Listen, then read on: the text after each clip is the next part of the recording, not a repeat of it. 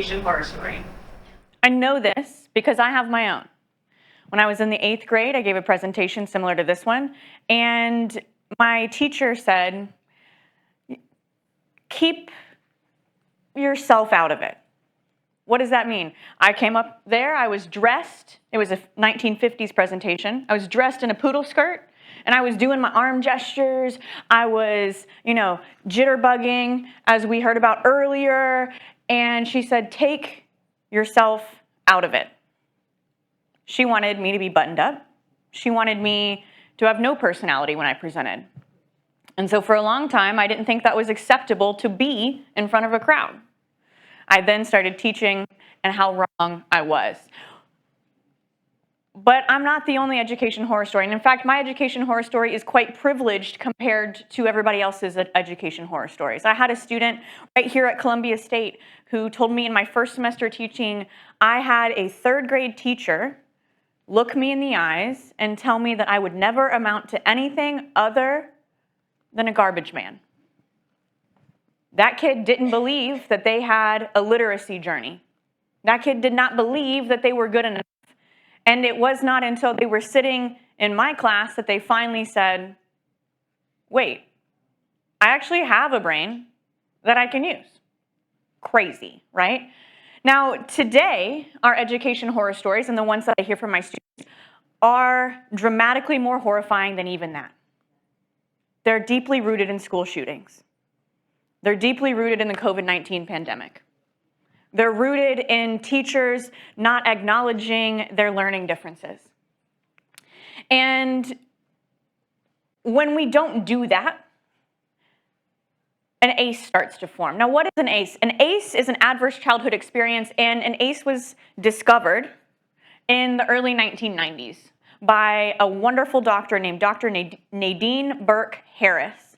And what she discovered was that when a student or a young child is exposed to something that is particularly harmful, this can be something as small as a parent divorce or being excluded from something on the playground. This can be as large as sexual abuse, domestic violence, a school shooting, or, as we all know, and all of my students know, the COVID-19 pandemic, right?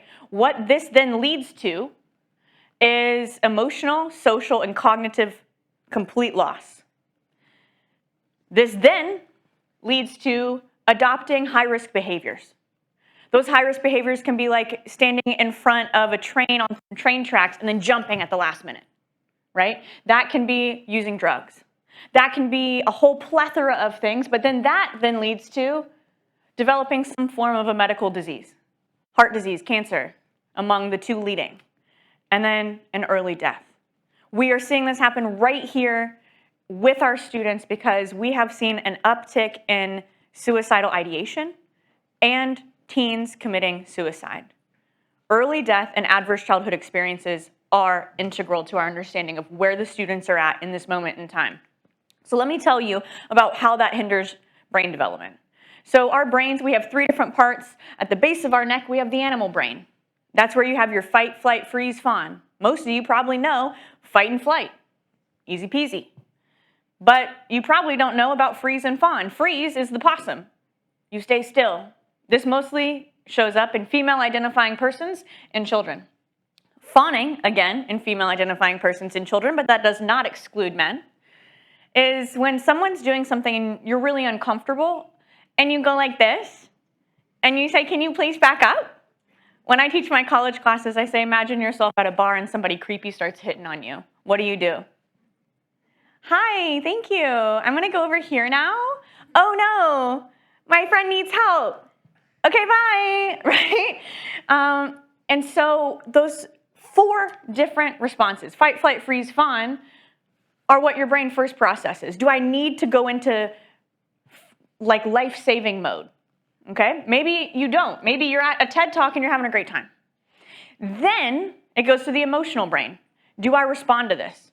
Do I jump up and down for joy? Do I scream? Do I cry? And then it goes on to the prefrontal cortex, how you write an email, how you write a paper, how you do math problems. And so if you're a student or if you are triggered by something, that means that you're going to be stuck in your brainstem. So if you look up at the screen, we have your animal, emotional, and prefrontal cortex. And if you are dysregulated, meaning you are triggered in some way, shape, or form, you are going to be stuck in that brainstem. And if you can see on the dysregulated side of the screen, you're accessing little to no of your prefrontal cortex. What this then means is that your IQ quite literally drops up to 40 points. So when I talk about this with my students, and I have a lot of students who are current 6th graders, those 6th graders have survived the Covenant shooting or known other students, and they went to their funerals. So when they hear a loud noise in their school, and maybe they're taking a math test, they get stuck in their brainstem. So what I tell my 6th graders is I'm like, that's like your 4th grade brain coming out to play. Would you expect a 4th grader to know how to do your 6th grade math? No. So then why are we acting like you should know how to do that? I had a couple of students tell me the other day that their school had an unplanned, or when I say unplanned, unplanned for them, deeply planned within the administration, school shooter drill. And the students didn't know, the teachers didn't know. And so when they have the school shooter drill, the students panic because that is their number one fear in their schools. One of my students was taking quite literally a math test. And I showed her this chart. She pointed at fear immediately without even me explaining the chart and said, that's where I was today. What? What?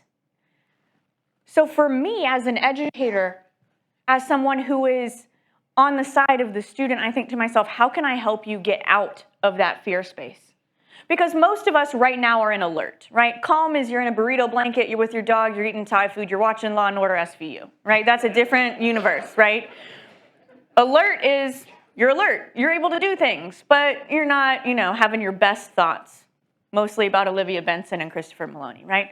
But from here, we're still able to function.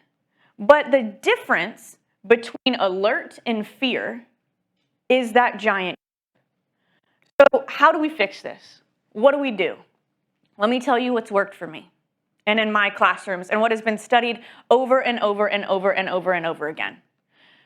Students don't want to be apart from each other. Students want the classroom to be a third space. There was a moment when I was teaching about the civil rights movement in a class in Williamson County, and a student came up to me after the class and said, thank you for talking to us about these things, because no one else is. It was shortly after the George Floyd murder. I also set up my classroom in a circle.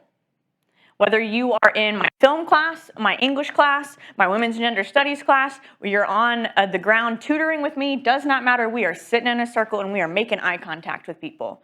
Why? Because when you see someone, it's harder to dehumanize them.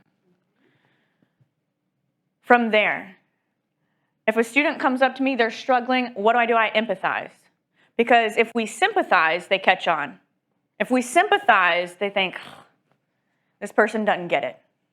So whatever it is you need to do to empathize with them, do it. Make sure that you are making a human connection with them in some way, shape, or form. I had a student that played Roblox all the time. I know nothing about video games. I cannot stress that enough.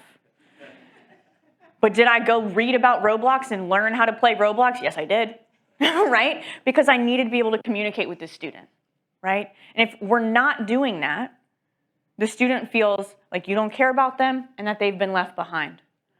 Another thing I hear all the time, that teacher is a death by PowerPoint teacher. Everyone knows what I'm talking about as soon as I say that. Where you sit in rows, similar to what we're doing right now, sorry TED Talk. We're sitting in rows and there's a PowerPoint up on the screen and all you're doing is sitting there and someone's droning on and there's no engagement with the class or the professor whatsoever. These kids want to be engaged. In one of my classes, I was teaching Macbeth, the Scottish play, and I love Macbeth. I love spooky stuff, right? And I'm teaching Macbeth to students who are 18, 19 years old. No one knows how to read Shakespeare until they're like 45, right? So like when I'm trying to teach Macbeth to these kids, what I do is I break down each individual word. And I say, what does it mean? I act it out in front of them. I'm throwing my whole body into it, you guys. Like I'm on the ground. I'm like waving my arms around. It's crazy in there. But there was a moment in my class once, and a student who never spoke before, he gets the courage to speak. I think it's because of the circle, and I think it's because everybody else in the circle had already spoken. And this guy's sitting in the corner, he raises his hand.